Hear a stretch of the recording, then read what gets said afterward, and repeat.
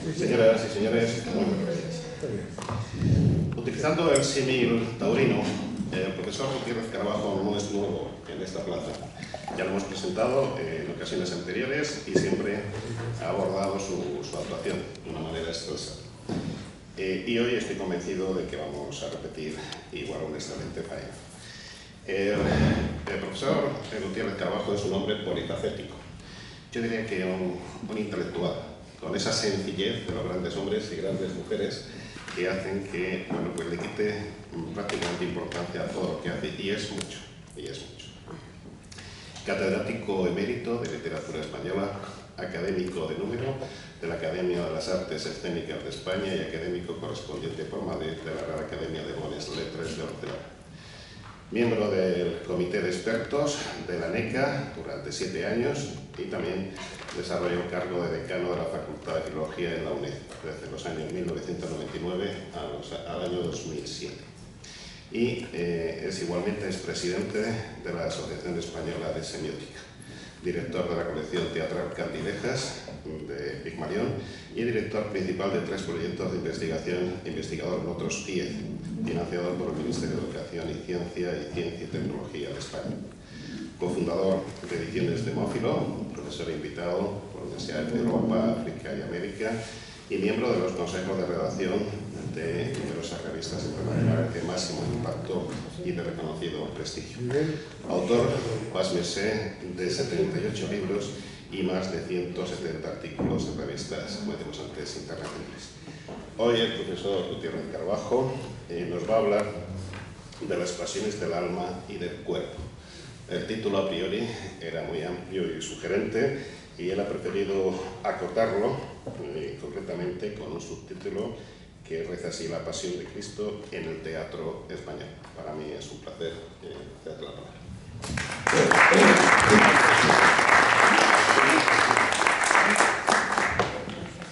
Pues muchísimas gracias por estar en esta casa.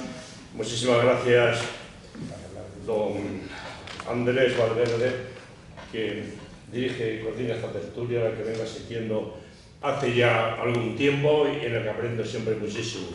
Siento un poco de temor, porque son personas muy ilustres que están aquí y el tema que he elegido es un reto. Y además les voy a confesar, o sea, que yo tengo fobia social, con lo cual para mí es un Gólgota, y perdonen la metáfora hiperbólica, las intervenciones públicas. Es curioso que una persona como yo se haya dedicado a la enseñanza y se dedique todavía dirigiendo tesis, teniendo esa enfermedad, que la gente no se lo cree, pero es la verdad. Pero es que creo que la única forma de vencerla pues es con el trabajo, con el movimiento, que como dicen los físicos siempre produce rozamiento. El hecho de que un señor coordine eso pues realmente es magnífico, pero seguramente el movimiento que él hace provocará rozamientos. Como tienes una responsabilidad, siempre provoca eso. Bien, pues yo lo que he hecho ha sido, en estos casos, ha sido pues autoflagelarme o castigarme, como diría Valle Inclán, como un santo monje tentado del demonio, y emprender un reto como este, del que no he hablado nunca, ni creo que vaya a volver a hablar. Las pasiones, o sea, es un tema muy complicado. El otro día estuve en la Academia de Ciencias Morales y Políticas, después lo mencionaré, donde el señor Herrero de Millón dijo que los políticos actuales, tanto los de derecha como los de izquierda, se movían más por pasiones y por afectos que por auténticas razones. Me pareció igual una frase con la que estaba casi totalmente de acuerdo. Este reto yo no voy a exponerlo aquí como siguiendo las normas del árbol de Porfirio, un tronco del que se da una serie de ramas y tal, sino más bien siguiendo lo que Deleuze y Guattari llaman y Roma, es decir, este elemento en el que los elementos, las raíces, crecen de forma horizontal, no vertical, y cada elemento se pone en relación con otro elemento. Esta cuestión de las pasiones, por una parte, los que las sufrimos o los que las llevamos, podemos participar en ellas como un sujeto activo o como un sujeto pasivo. La misma definición de la academia, definiciones y acepciones, lo expresa así. En la primera acepción dice, primera acepción, acción de padecer. Segunda acepción, por antonomasia, pasión de Jesucristo. Tercero, lo contrario a acción. Cuarto, y aquí viene ya ser sujetos activos, hasta ahora éramos pasivos. Inclinación o preferencia muy viva de alguien a otra persona. Séptimo, apetito de algo o afición vehemente a ello. 9, parte de cada uno de los 4 evangelios que describe la pasión de Cristo. Y aunque este tema tan complejo, ya Schopenhauer dijo que las Upanishads habían abordado las pasiones. En la cultura occidental, pues desde luego nuestros grandes referentes como Fedro, como Platón en el Fedro y en otros diálogos, Platón dice ahí que, bueno, conviene, tenemos 2 caballos, el bueno y el malo, y el buen aurida es el que logra dominar al caballo para que vaya por una buena dirección.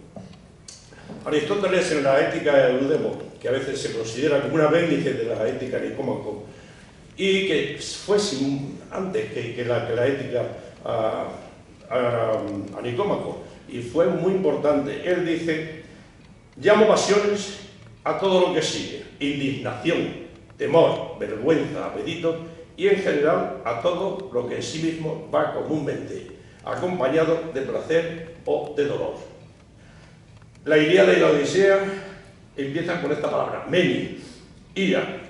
El tema principal de la Ilíada es la ira de Aquiles. Para Aristóteles, frente a la pasión, conviene cultivar la virtud, tanto la virtud intelectual, la racional, estética, ardiente, como la pasión moral. Para Aristóteles la pasión es como un esis, un hábito. No me vale decir, es que yo soy así. No, tú te has hecho así, hay que hacerse así. O sea, y ese hábitus, ese exis, es lo que la escolástica y Santo Tomás denominan hábitus. El hábito de ir conformándose, de intentar ser mejor cada momento de nuestra vida. San Agustín, que conocía muy bien todas las clases de pasiones, distinguía entre las morbi e idiosas pasiones, la ciudad de Dios, las pasiones malas, y aquellas que producen una vida alegre y placer, beata vita et gaudium. En este sentido, Santo Tomás de Aquino, y perdónenme en esta charla, aparte de la cuestión que estaba teniendo un tono un poco profesional, yo con Santo Tomás de Aquino he tardado bastante en volver a leerlo y comprenderlo. Y debido a un virus juvenil que nos inculcaron, me pasaba como con Menéndez Pelayo, que lo despreciaba porque no lo había leído. Cuando leí a Menéndez Pelayo vi la tremenda obra que hacía. Cuando veo que dedica 4 obras inmensas al origen de la novela, cuando dedica otros 4 volúmenes al Teatro López de Vega, me quito el sombrero.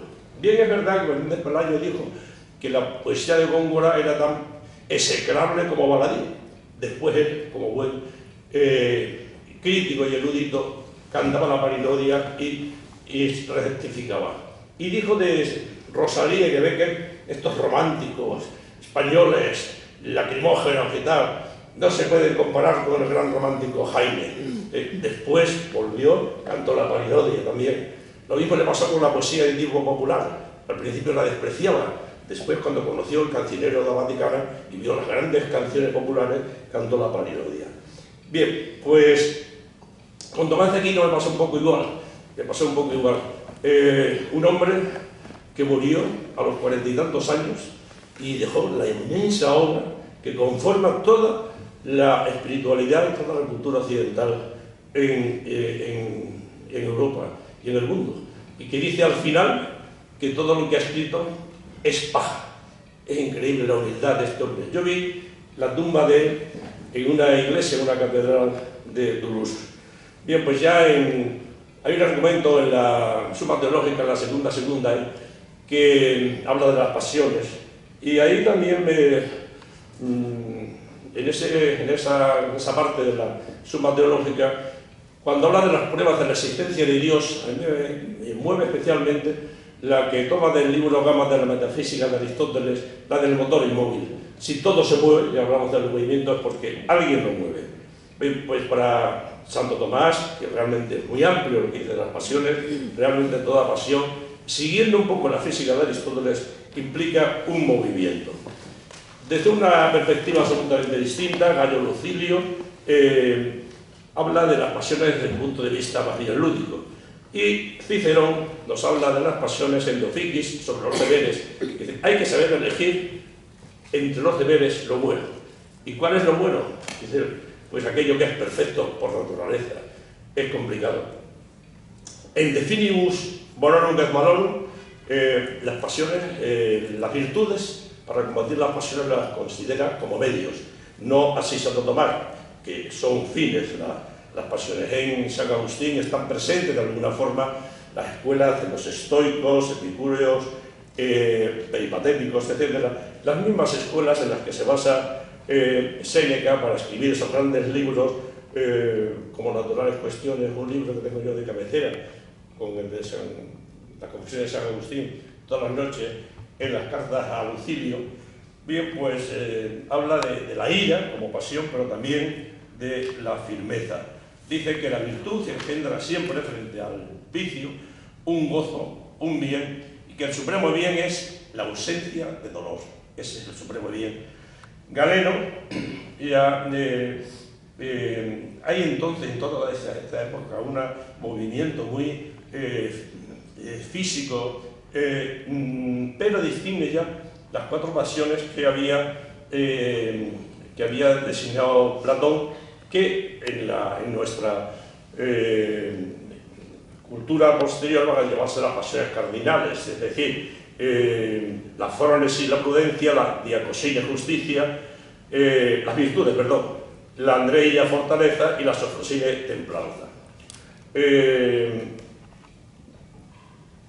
Otro gran, y perdonen, por eso decía que dentro del confesional, es un autor, Juan Luis Vives, que a mí me parece muy interesante. Escribió todo un libro sobre el alma y en la tercera parte la dedica a las pasiones. Un libro sobre el alma para venir a decir que el alma es casi nada, de luz nil, dicen. Si empiezan a leer sobre el alma, verán cómo empieza haciendo la descripción desde el punto de vista físico. Yo estando en Gante, pasando mucho frío, pero magníficamente, vi una escultura que ponía Vives Pedagogus Valentianus. Bien, pues a Juan Luis Vives, un colega mío, Francisco Carrero, le atribuye, pagado por la Generalitat Valenciana, el libro El Lazarillo de Tormes, los diálogos de Valdés, etc. Y también financiados por la BAE. Él escribe las pasiones del alma bastante antes que las escriba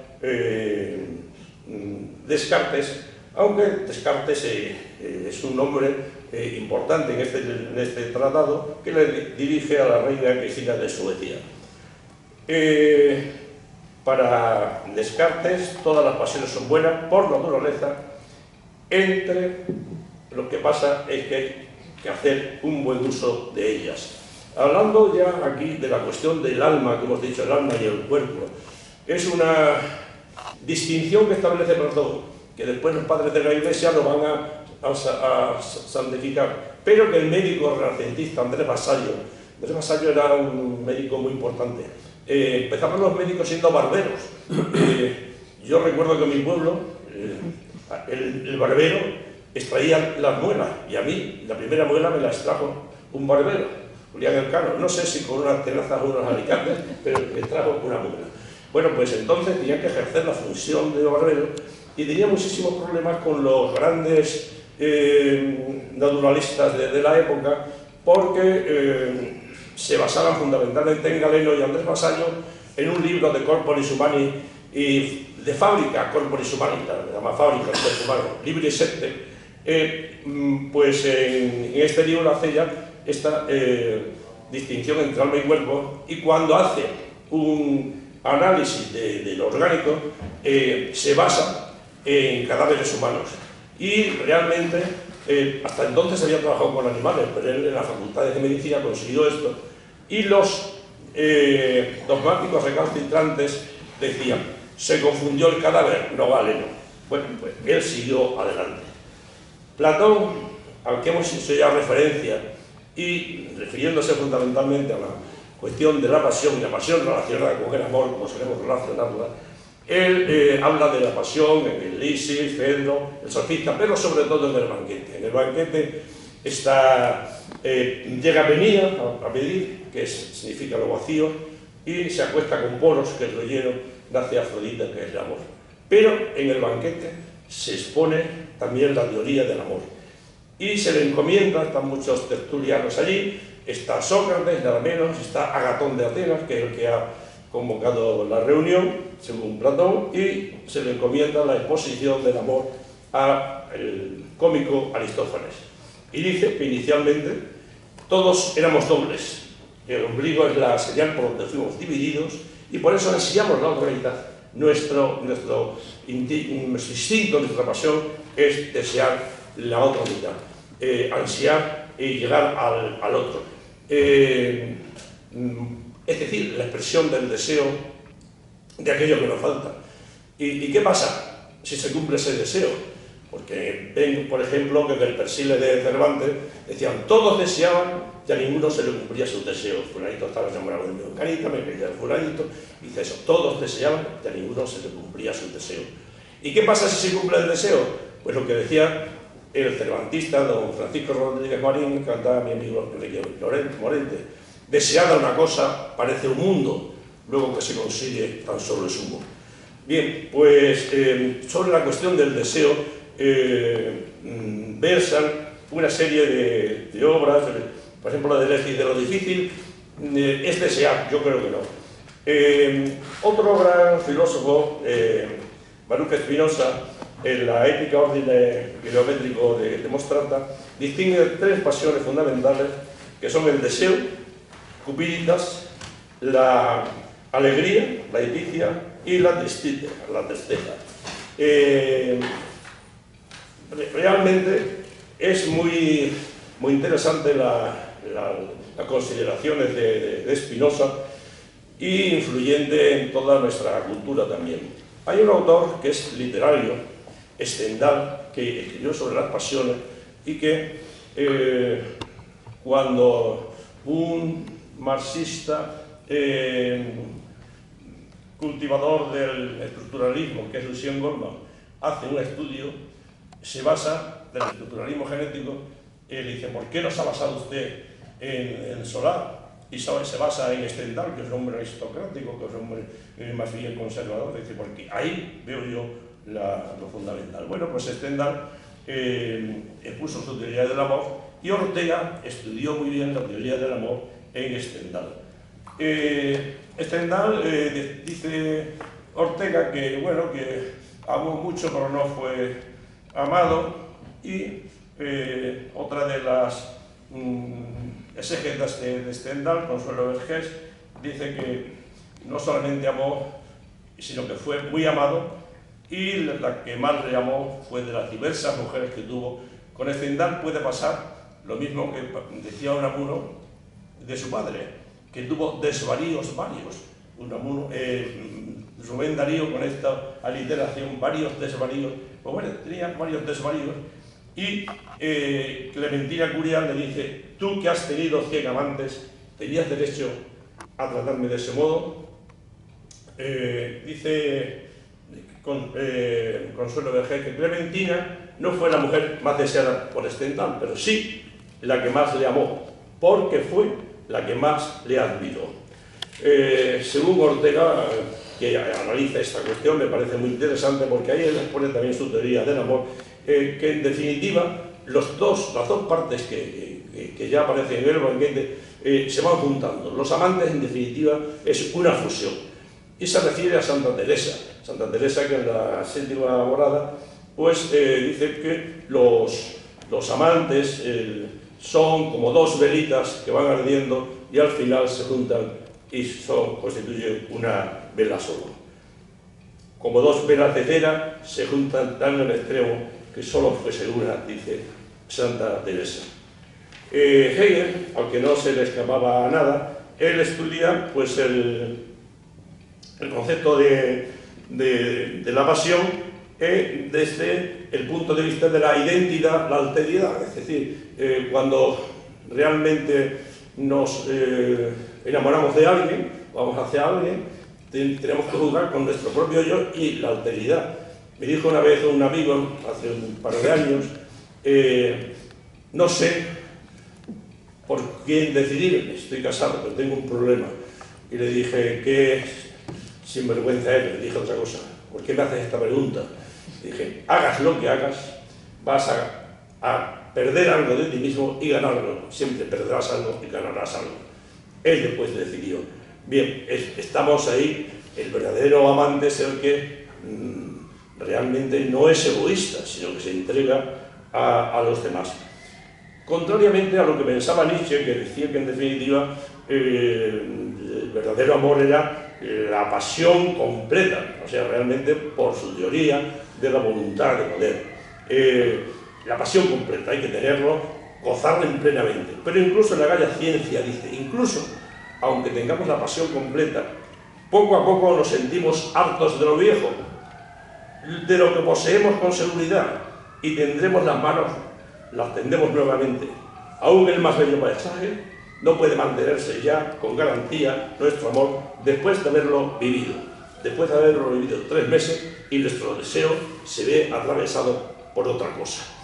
Por eso cuando me decían unas feministas hablando de Quevedo, del desgarrón afectivo que decía Damaso Alonso, Quevedo, que amaba tanto a la mujer que era un gran, que se podía considerar feminista, digo, sí, feminista, el individuo que dice en un soneto, mujer que dura un mes se vuelve plaga. Esto decía don Francisco de Quevedo, que realmente no era tampoco ningún revolucionario, lo pasó muy mal en la prisión de León, pero él realmente lo que sí era un antisemita y un redomado. Pero en fin, estas son las diversas cuestiones. En la tercera perspectiva, para Nietzsche, la peor pasión, y yo no estoy en desacuerdo, es la pereza.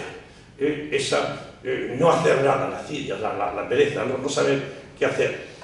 Y en el crepúsculo de los dioses dice, bueno, es necesario haber tenido un buen gusto, en principio de selección, para elegir las compañías, el lugar, el vestido, la satisfacción sexual. Es decisivo que se comience la cultura por el lugar justo, que es el cuerpo, la dieta, la fisiología, el resto es consecuencia de ello.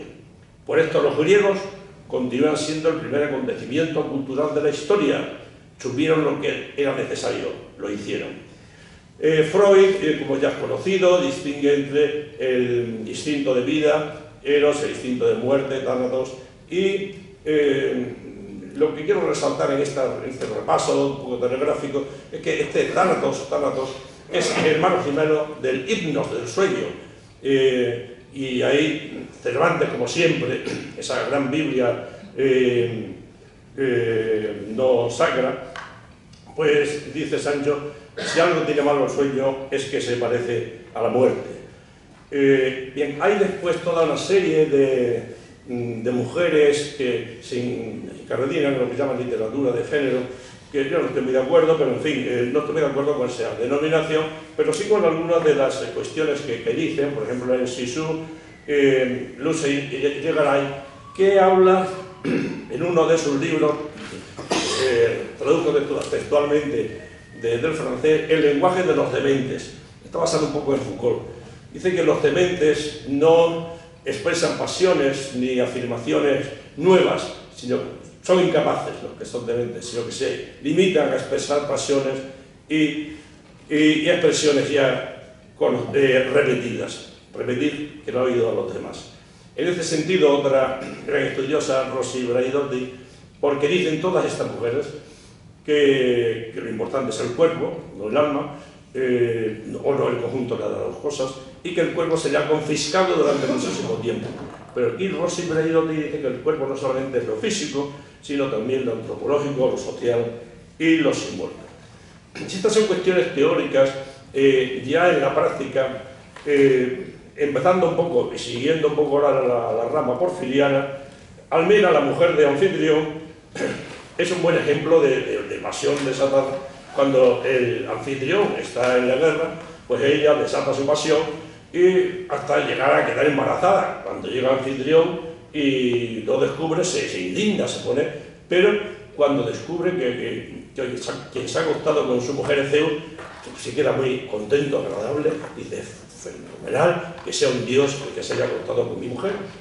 En un sentido parecido, Candaules, que era el rey de Lidia, disfrutaba mucho cuando Giges y algunos otros veían a su mujer desnuda. Este es un tema que aparece en Boccaccio, que aparece aquí, incluso en Gautier, y en España en José Cañizares, un dramaturgo del siglo XVIII, en André Gide, y Mario Vargas Llosa, de alguna forma, en el Elogio de la Matanza. Bien, en este contexto, la Ilíada es una historia de pasiones desatadas. Helena se marcha con Paris y se desencadena la guerra de Troya. En la Odisea, Ares se acuesta con Afrodita, casada con Hefesto, y todos los dioses se enteran, todos se rían de él, y él, como dice el diccionario de autoridades, es el último en enterarse. Pero cuando llega, logra atraparlo según la red y participa de alguna forma, de una manera lúdica, en esta unión. Afrodita dio rienda suelta a sus pasiones eróticas y tuvo amantes y devaneos muchísimos, entre otra parte de Ares, que hemos dicho, pues el príncipe troyano Anquises, el bello Adonis, etc. Afrodita viene de áforos, que significa espuma, y la espuma del mar, cuando llega el esperma de Urano, hace surgir el amor. Por otra parte, todo lo que está relacionado con Pan, el dios Pan, son las pasiones. En las Dionisíacas de Nono, que era un poeta egipcio, vivió a finales del siglo IV, comienzo del XV, se dice que Pan engendró después a muchos panes, a varios faunos, que eran, bueno, como faunos menores, en la misma idea o en la misma línea del gran fauno clásico. En la literatura latina, Catulo se lamenta de las infidelidades de Ledia.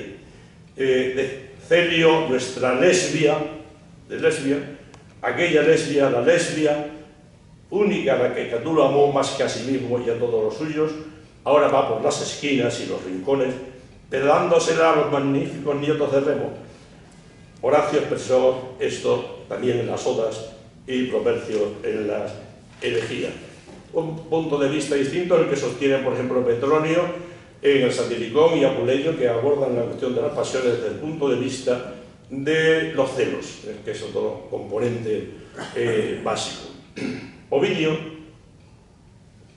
un individuo que vivió las pasiones y habló de las pasiones, se casó 3 veces. La primera mujer le fue infiel, con la segunda no le fue tampoco muy bien, y con la tercera sí, la tercera lo amó hasta la muerte.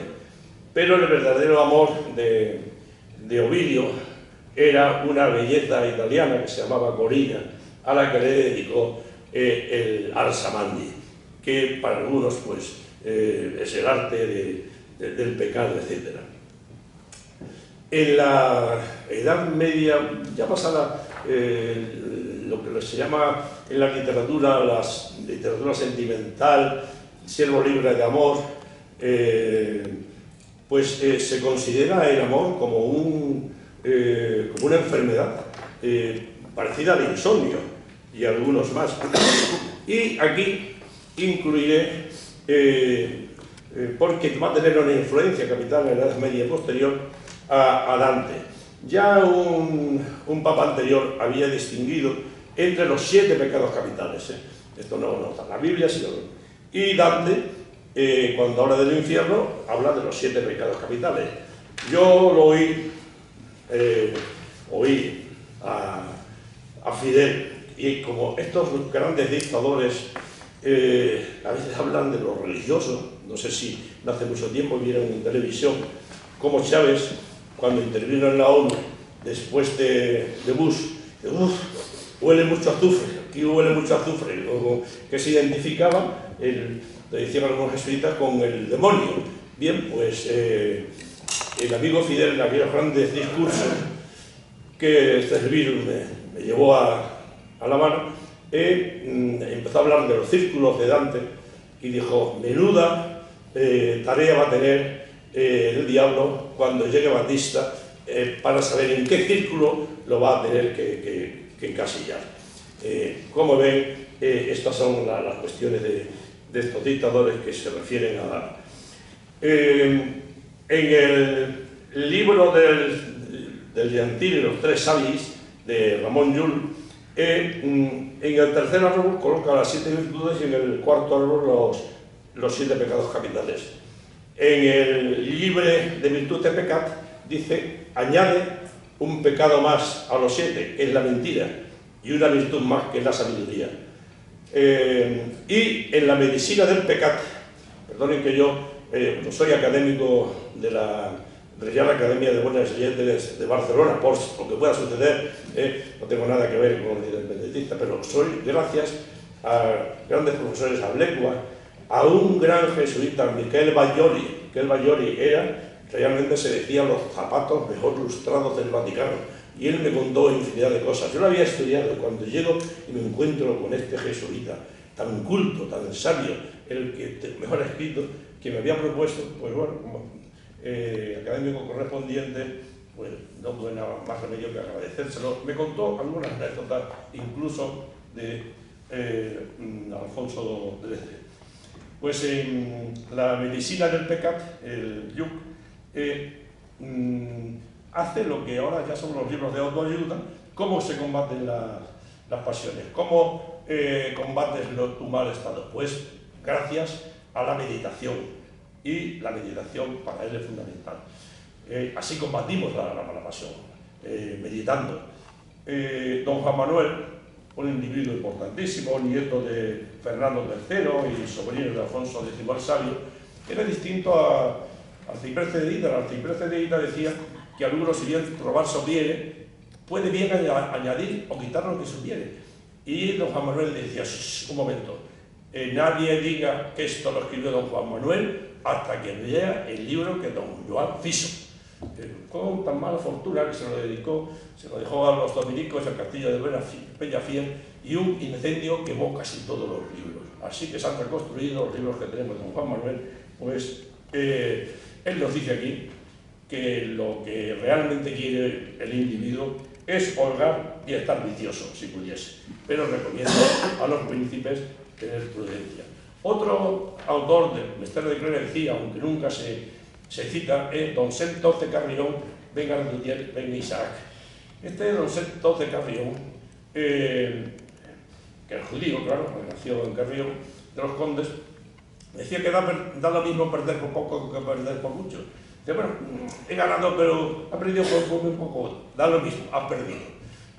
Y decía que la verdadera amistad era como las tijeras, que separaban al que separaba. Antonio Machado, en los Proverbios, dice: como don Sentos me tiñó las canas, y con más razón. La gente dice: ¿qué querrá decir con esto? Pues si ellos saben que don Sentos dijo que él se teñía el pelo no para parecer más joven, sino para que la gente no pensara que era ya un hombre mayor, culto, sabio, que fuera a pedir consejo, y como él no los tenía, pues no quería engañar a nadie. Decía don Sentos de Carrión, este gran fraile. En el reloj de príncipes de Guevara, otro moralista del siglo XVI, hablando del emperador Marco Aurelio, dice cuáles son los vicios peores de un gobernante, que son ser codicioso, soberbio, ingrato, atrevido, cruel y pesado. Pesado es eso, que viene. Hay un autor, que es Juan Pérez de Moya, que compara las virtudes y los pecados con distintos árboles y tal, y habla, a partir de Juan Pérez de Moya, muchos más, que el peor vicio es la lujuria, la lascivia, ¿no? Y el mayor representante de la lascivia y de la lujuria es nada más y nada menos que un emperador romano, el Logábalo, al que dedica sus prosas profanas Rubén Darío, que no son prosas, como ustedes saben, sino son versos y versos modernistas. Pues el Logábalo fue un emperador de la dinastía Severa en el siglo IV y reinó del 2018 al 2022, muy joven, se casó 5 veces, una de ellas con un hombre, se exponía públicamente ofreciéndose a quien mujeres y hombres quisieran, y llegó a pedirle a médicos importantes de la época que le dotasen de genitales femeninos, lo cual ha llevado a Harry Benjamin, a no confundir con Walter Benjamin, que todo el mundo cita ahora, pero sí diré que en Berlín se abrieron hace unos meses todos los archivos de Walter Benjamin, pero Henry Benjamin era de origen alemán y era más bien pues, endocrino, como llamamos ahora. Él decía que, claro, este individuo, con lo que él deseaba, se podía considerar como el primer transexual. O sea, nada no sobre. Pero, en fin. Quevedo y Gracián, pues evidentemente son individuos que tratan, ya Quevedo lo hemos mencionado antes, de las pasiones. Dice Quevedo que en el discurso de todos los demonios o infierno enmendado, la postura nihilista que tiene: para ser rico habéis de ser ladrón, para ser valiente habéis de ser traidor, si os queréis casar habéis de ser cornudo, si sois pobre nadie os conocerá, si sois rico no conoceréis a nadie. Es decir, esta es lo que... Y Gracián, Cratilo y Cardenio, cuando van recorriendo, pues se encuentran con el palacio, con el yermo de Hipoquinda, de la hipocresía, el palacio de soberbia, y tenemos después a todos los grandes dramaturgos del siglo de oro que vuelven a insistir en los distintos vicios, acentuando mucho la lascivia o la lujuria, etc. En el siglo XVIII los grandes escritores del XVIII pertenecen a una élite, no son como los del XVII que pueden medir. Aquí es una élite religiosa como el padre Feijó, una élite militar como Cadalso, o una élite noble como Álvarez de Toledo, etc. Bueno, pues para ellos realmente lo importante es la educación y la utilidad. Lo tienen muy claro estos. Yo recomiendo vivamente leer al padre Feijó, porque cuando se habla de la guerra, cuando él habla de la guerra, qué maravilloso, dice que hay que cambiar pues, las espadas por los azadones, por las espigas, etcétera, etcétera. Después hay otro, Luzán, el gran Luzán, que habla de un hombre muy importante en la retórica, pero cuando habla de los vicios del teatro del siglo de oro, dice, es que el teatro del siglo de oro confunde a veces la geografía, la coreografía, etc. Claro, en esta cosa que decíamos antes, rizomática, si lo que hace a veces el teatro del siglo de oro es lo que hacen los pintores, como lo saben bien algunos de aquí, ponen un nacimiento y detrás una iglesia románica. Dice, ¿eso es una anacronía? No, es realmente esa combinación que hacen. Y después dicen cuáles son los grandes vicios del teatro del siglo de oro. Dice, poner virtud y saber en seres que por su naturaleza no lo tienen, como son los criados y las mujeres. Este es el gran ilustrado Luzán. Desde un punto de vista distinto, desde un punto de vista estético, Rubén Darío, el que ya cité antes, habla de los pecados y de las virtudes y dice, en el reino interior, como un velado son de lilas y laúdes, divinamente blancas y castas pasan 7, esas 7 princesas son las 7 virtudes. Al lado izquierdo, un tono berliniano, dice, bellamente infernales, llenan el aire esos 7 mancebos y son los 7 vicios, los 7 pecados capitales. Miguel de Unamuno, entre novelas ejemplares, en un prólogo, dice que todo hombre llevamos los 7 vicios y las 7 virtudes. Y dice que todos somos orgullosos y humildes, glotones y soberbios, rijoso y casto, envidioso y caritativo, avaro y liberal, perezoso y diligente, iracundo y sufrido, y saca de sí mismo lo de tirano que al esclavo, al criminal y al santo, a Caín y a Abel, dice don Miguel de Unamuno. De esta misma época, Antolín López Peláez, que fue obispo de Jaca y tuvo una gran influencia, habla sobre los 7 pecados capitales. Es tremendo el libro ese, porque a todos los pecados le dedica un capítulo, excepto a la lujuria, que le dedica 3, y realmente dice que la lujuria que es malo del teatro, porque ahí realmente te puedes llevar a la lujuria, y si está en verso peor, porque realmente eso te galana y tal, y ya cuando está con música eso es terrible. Bueno, pues eso decía López Peláez.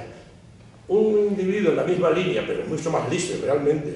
Un ejemplo, Venceslao Fernández Flores, en las 7 columnas, dice que acabar con las 7 columnas, es decir, acabar con los 7 pecados capitales, es imposible dentro de, dice él, esta sociedad capitalista, camino de la felicidad.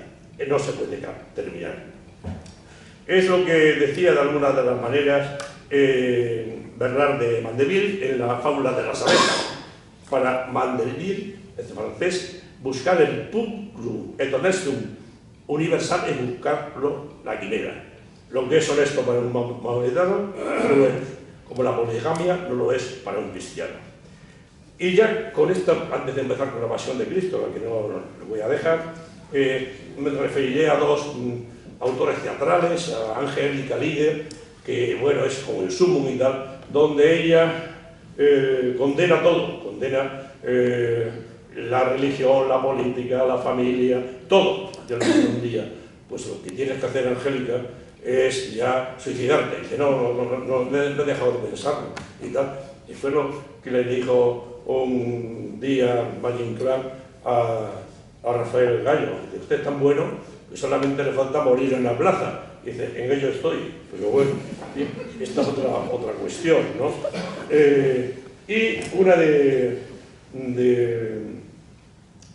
las últimas grandes artistas, que es Rosalía, que por cierto contaré una anécdota, la invitó Madonna a su fiesta de cumpleaños. Y Madonna se asustó porque dice, el día anterior se presentan 2 representantes diciéndome que cuánto le va a pagar por ir a los cumpleaños. Pensaba ella que esta española que tal iba a ir así. No, aquí las cosas vamos a ponerlas cada cosa en su tiempo, como decía un profesor mío, y los nabos en Adviento, que me decía una compañera, ¿qué significa eso del Adviento, los nabos, Paco y tal? ¿Eso por qué se llama?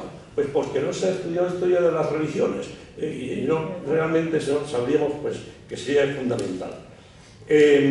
Rosalía en el Mal Querer, el primer disco, que es el que más me gusta a mí, habla ya se basa en una novela del siglo XIII y dice, por ejemplo, en una de sus estrofas que canta, ese cristalino roto yo sentí como crujía.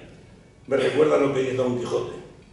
Es de vidrio la mujer, pero no se ha de probar si se puede o no quebrar, porque todo podría ser. Y no es fácil el quebrarse, y no es cordura ponerse a peligros de romperse lo que no puede soldarse. Bien, Don Quijote es un hombre individuo.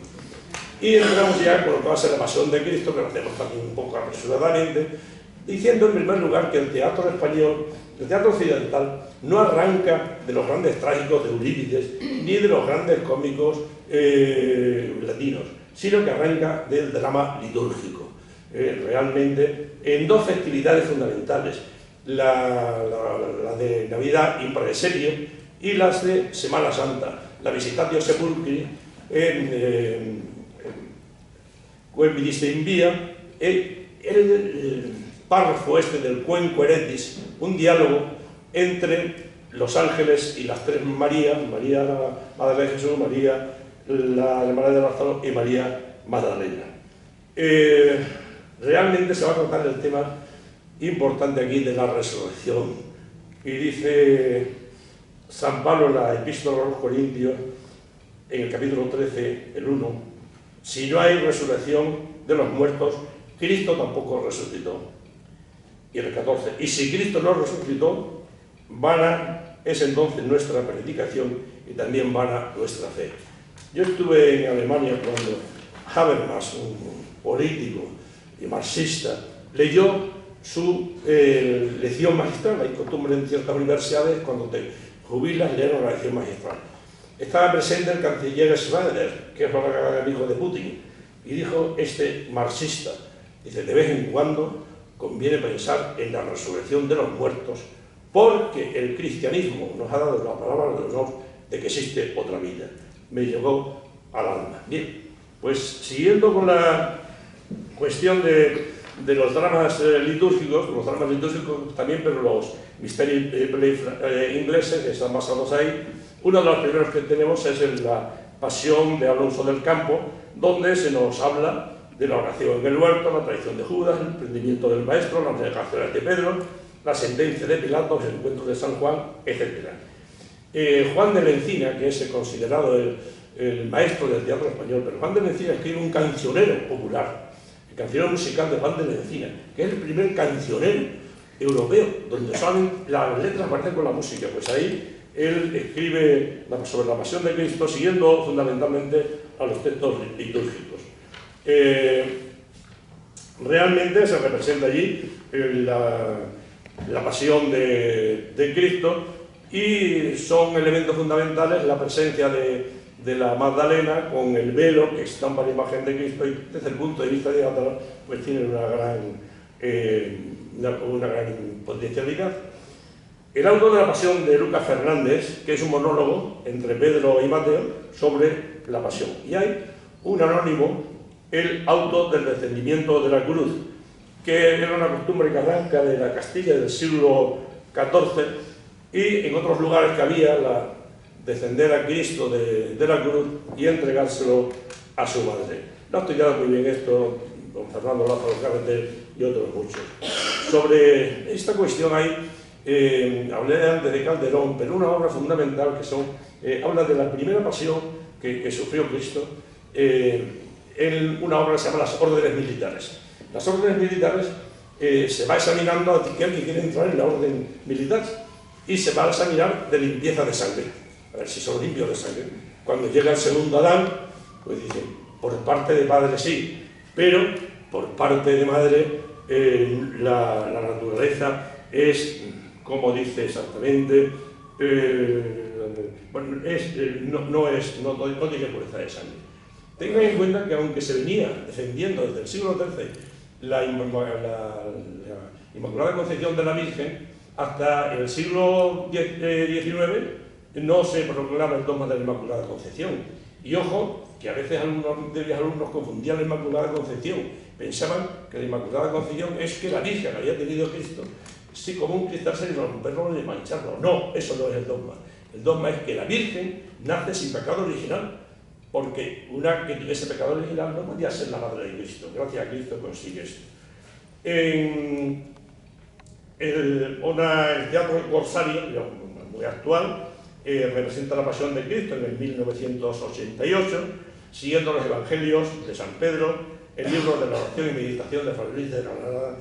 Lo que cuenta Fray Luis de Granada sobre la Pasión en ese libro es impresionante. Ahí en Teatro del Corsario lo que hacen es bajar las esculturas, bajar las imágenes de las tallas y las sacan en procesión, las sacan del colegio de San Gregorio de Granada. En una línea semejante, Nao de Amores es una compañía que está poniendo ahora una obra de Calderón en el teatro clásico. La dirige la nieta de Zamora Vicente, que ya puso una obra de teatro de su abuela, la mujer que se llamaba Prisión de Ocaña, que estuvo en la prisión de Ocaña, la profesora canellana. Bien, pues la pasión de Nao de Amores que dirige Ana Zamora, es el misterio del Cristo de los Gascones, que es el Cristo que está en la iglesia de San Justo de Segovia, que lo bajan, lo sacan en procesión. Se va a reponer este Cristo de los Gascones en el Teatro Clásico, en la sala de arriba, en la Tirso de Molina, dentro de muy poco. Ya desde el punto de vista lúdico y casi blasfemo, Fernando Arrabal, aquí este hombre es un hombre raro. Yo cuando lo conocí la primera vez en unos cursos que coincidimos en el Escorial, cuando el Escorial eran los cursos realmente llamados por Bachó, cuando no había, bueno, pues no me gustó mucho. Hace 10 años lo llevé a Sevilla y se llenó el salón de actos, aquello fue. El año pasado lo llevé a Granada. ¿Sabes cuántos fueron? ¿Sabes el presidente cuántos fueron a oírlo? 14 personas. Estas son las cosas. Cuando más racional está el hombre, ahora que tiene 93 años, es cuando se puede hablar con él, cuando realmente... Bueno, pues él, en el cementerio de automóviles, están allí los pobres y tal, llegan 3 individuos, empiezan a representar la pasión y a uno de ellos lo van a crucificar sobre una bicicleta. Alfonso Zurro, que es un dramaturgo sevillano, fue director de la ESAD de Sevilla, en El Monte del Olvido, se centra en los dos acompañantes de Cristo en la cruz, Cimas y tal, los dos, el buen y el mal ladrón. Y realmente, donde aparece el buen ladrón, que le dice Cristo, hoy estarás conmigo en el paraíso, algunos lo consideran el primer santo, porque claro, ahí no. La obra de Fernando Zurro, un gran dramaturgo sevillano, pues tiene ya pues, toques del teatro de Beckett y de algún otro. Gólgota Pani, de Rodrigo García. Rodrigo García junto a Angélica Líder son los dramaturgos más queridos, pero son muy realmente excesivamente provocadores y transgresores. En las 7 palabras de Cristo, las interpreta de 7 palabras de José Sejain, las interpreta en el piano, desnudo, y bueno, fue prohibida en Francia, en Polonia como no, claro, y aquí en España pues tuvo su más y su menos, porque aparte de esto llenaba todo el suelo de hamburguesas, que era una cuestión en esta representación del teatro que muchas veces se sabe uno dónde está muy bien.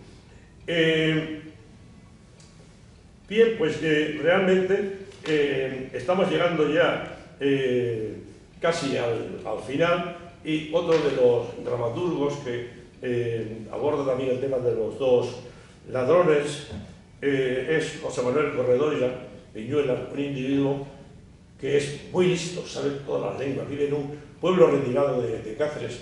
Él tiene una gran formación y le han hecho prólogo a sus obras Arrabal, Juan Cuentisolo, el gran hispanista Jean Canavallo y yo mismo. Y me dijo un día un dramaturgo que tiene mucho éxito: ¿cómo escribes tú sobre ese hombre? Digo, yo escribo de lo que me sale de las narices. No se lo dije así. Y segundo, los que son buenos. Bueno, pues pasó el tiempo y este hombre que es tan listo escribe una cosa que se llama Miscelánea Teatral. Y entre otras cosas hace el análisis de Juan Mayorga, que está considerado, es amigo mío, sobrevalorado, considerado como el gran dios. Pues él empieza a desmenuzar, cuando habla de los clásicos franceses, en la página que se confunde, los títulos que se confunden y tal. Y entonces el otro dramaturgo me llama, está en el aeropuerto, me dice: Paco, qué razón tenías, qué listo es el corredor. Y digo, bueno, esas son las cuestiones. Utiliza de Corredoira la pasión, el auto de la pasión de Lucas Fernández, que es realmente casi más tremendista que Valle Inclán, donde a un niño le comen las orejas y la cara los cerdos, más expresionista Valle Inclán, más tremendista que Cela, cuando el niño se ahoga en una garrafa de aceite, pues cuando narra Lucas Fernández y lo reproduce Corredoira, realmente es igual de expresionista. Oíd la pasión rabiosa que en su humanidad preciosa sufre nuestro Dios jocundo, o que verle acecando con una cruz muy pesada y cayendo y entropezando y levantando con la cara ensangrentada, con la voz enronquecida, rompidas todas las venas y la lengua embudecida, con la color dennegrida, cargado todo de penas y los miembros destorpados, los ojos todos sangrientos, los dientes atenazados, lastimados los labios con los tormentos. En la expresión de Lucas Fernández, que la aprovecha magníficamente bien Corredoira. Para terminar, citaré unas consideraciones de no religiosos sobre lo que tiene que ver.